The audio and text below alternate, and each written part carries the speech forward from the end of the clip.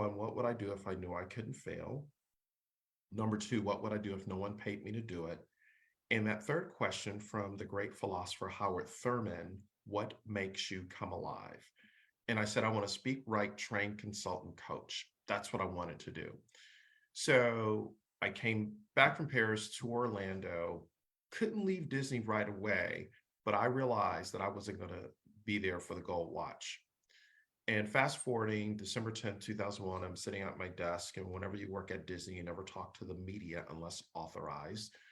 And a journalist calls me and says, where do you see yourself 10 to 15 years from now? And I said, I see myself as the president and CEO of the Walt Disney World Resort, and eventually the chairman and CEO of the Walt Disney Company, insert bless his heart.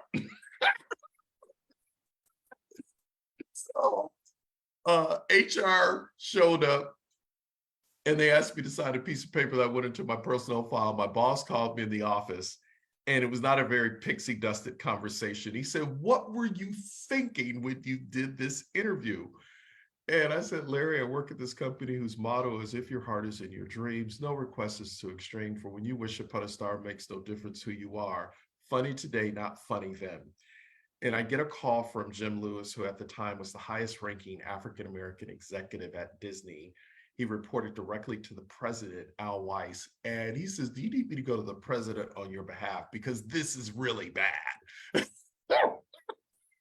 I said, no. So net, I realized that I had committed career suicide. At the time, I was sales director and new business development director for the Disney Institute. And I went back to that moment when I was in Paris, when I answered the three questions. And here's what came out of it. It's so ironic we're having this conversation. So this article appears in Florida Business Trend magazine, and I get a call from Florida A&M University looking for a commencement speaker. And I said, well, who have your speakers been in the past? They're like, oh, we've had Secretary Madeleine Albright, we've had Bill Cosby, we've had this person, and we want you to come. And so I said, okay. And so they tell me the honorarium. Now, mind you, I still have a 9-to-5 job. And I had the audacity to tell them, well, that honorarium you quoted, I get double. I didn't have a speaking date. I had a job. I had a paycheck. They said, oh, Mr. Bailey, we'll have to call you back.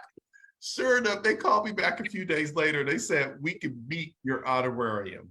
And sure enough, so I called Jim and I said, Jim, I'm going to Florida A&M December 2002 to be the commencement speaker.